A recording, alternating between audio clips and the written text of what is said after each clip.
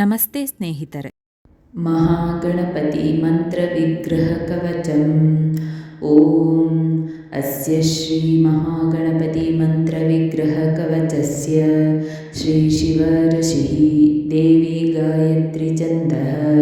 श्रीमहागणपतिदेवता ॐ श्रीं ह्रीं क्लीं ग्लौं गं बीजानि गणपतये वरवरदेति शक्तिः सर्वजनं मे वशमानय स्वाहा कीलकं श्रीमहागणपतिप्रसादसिद्ध्यर्थे जपे विनियोगः करन्यासः ॐ श्रीं ह्रीं क्लीं अङ्गुष्ठाभ्यं नमः ग्लौं गं गणपतये तर्जनीभ्यां नमः वरवरद मध्यमाभ्यां नमः सर्वजनं मे अनामिकाभ्यां नमः वशमानय कनिष्ठिकाभ्यां नमः स्वाहा करतलकरपुष्टाभ्यां नमः नमः न्यासः श्रीं ह्रीं क्लीं हृदयाय नमः ग्लौं गं गणपतये शिरसे स्वाहा वरवरदाशिकायै वषट् सर्वजनं मे कवचाय हुं वशमानय नेत्रत्रयाय वौषट् स्वाहा अस्त्राय फट् ज्ञानं बीजापूरगदेक्षुकार्मुक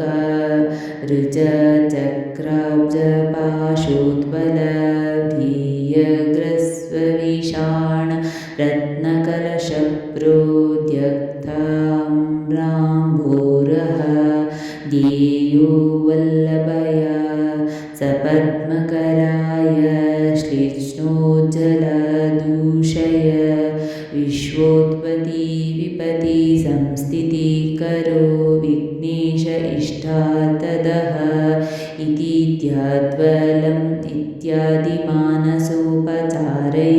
सम्पूज्य कवचं पठेत् ओङ्कारो मे शिरः पातु श्रीङ्कारः पातु पालकम् ह्रीं बीजं मे ललाटे व्यात् क्लीं बीजं भ्रूयुगं मम क्लं बीजं नेत्रयो पातु गं बीजं पातु नासिकां गं बीजं मुखपद्मे व्याद्महासिद्धिफलप्रदम् नाकारो दन्तयो पातु पकारो लम्बिकां मम तकारः पातु मे तालो रेकार ओष्ठयोर्मम वकारः कण्ठदेशो व्याघ्रकारष्टोपकण्ठके द्वितीयस्तु अकारो मे हृदयं पातु सर्वदा रकारस्तु द्वितीयो वै उभौ पार्श्वौ सदा मम दकार उदरे पातु सकारो नाभिमण्डले रकारः पातु मे लिङ्गं जकार पातु गुह्यके नकारः पातु मे जङ्गे मेकारो नोर्द्वयो वकारः पातु मे गुल्फौ शकारः पादयोर्द्वयो माकारस्तु सदा पातु दक्षपादाङ्गुलीषु च नकारस्तु सदा पातु वामपादाङ्गुलीषु च यकारो मे सदा पातु दक्षपादतले तथा स्वाकारो ब्रह्मरूपाख्यो वामपादतले तथा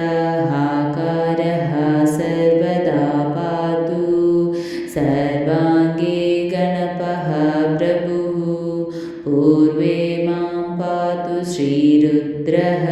श्रीं ह्रीं क्लीं फट् कलाधरः आग्नेयां मे सदा पातु ह्रीं श्रीं क्लीं लोकमोहनः दक्षिणे श्रियमः पातु क्रीं ह्रां ऐं ह्रीं ह्रौं नमः नैऋत्ये निरुक्तिः पातुहं ह्रीं क्रों क्रों नमो नमः पश्चिमे वरुणः पातु श्रीं ह्रीं क्लीं फट् हौं नमः वायुमे पातु वायव्यै ह्रूं ह्रीं श्रीं ह्रीं नमो नमः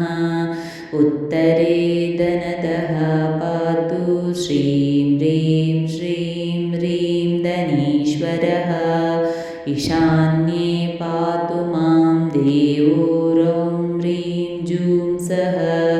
ईशान्ये पातु मां देवो रौं ह्रीं जूं सः सदाशिवः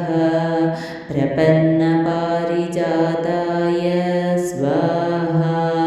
मां पातु ईश्वरः ऊर्ध्वं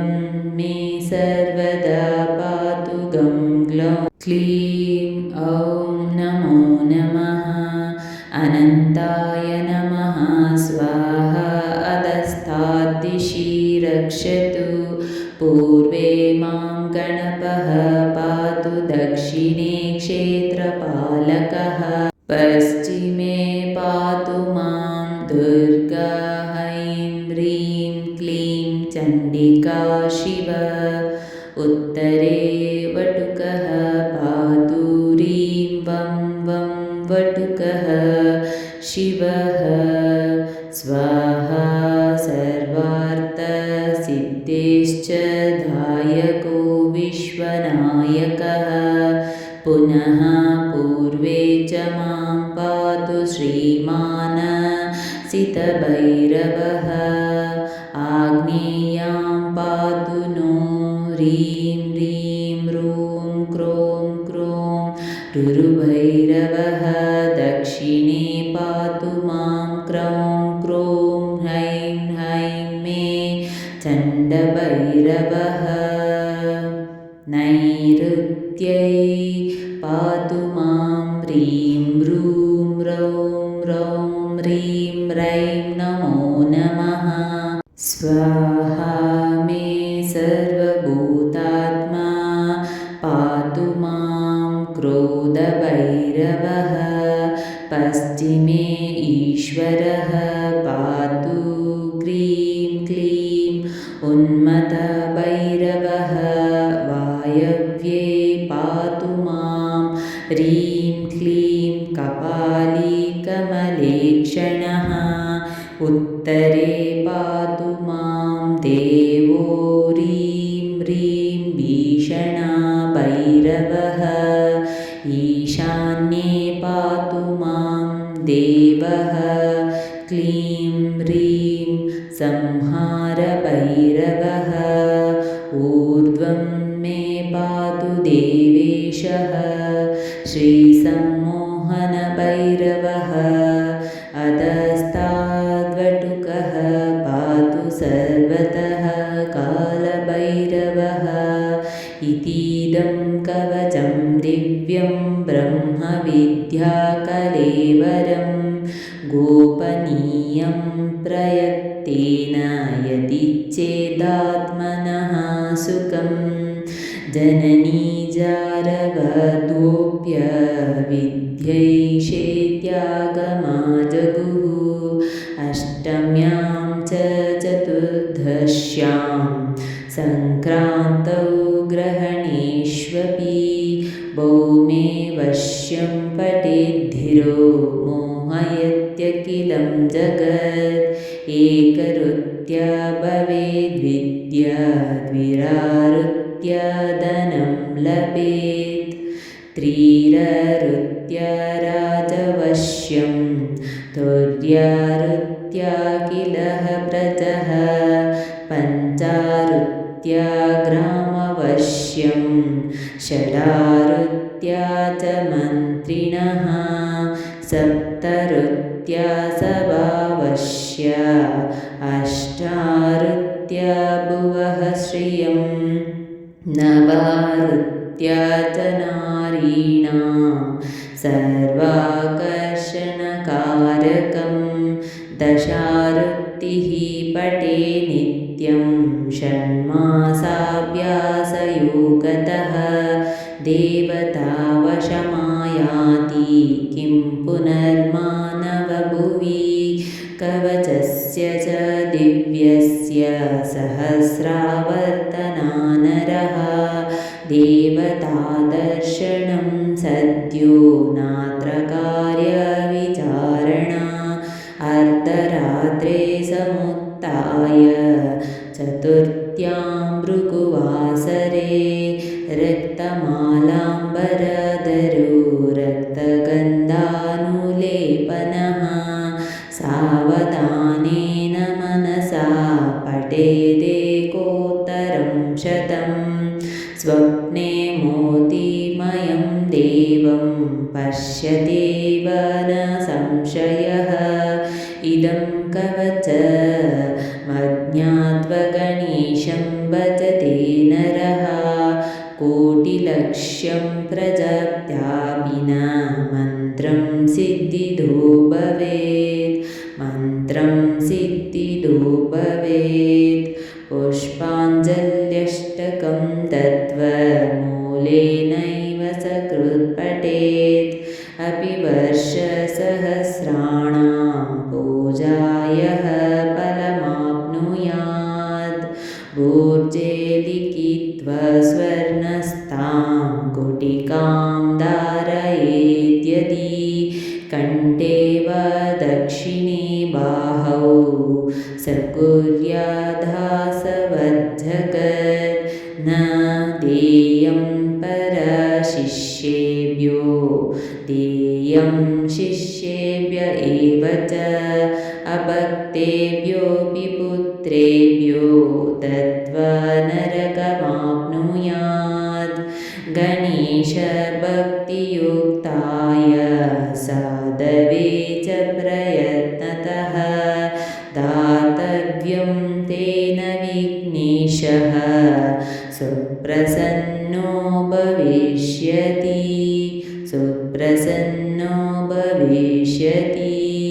इति श्रीदेवी रहस्ये श्रीमहागणपति मन्त्रविग्रह कवचं सम्पूर्णम्।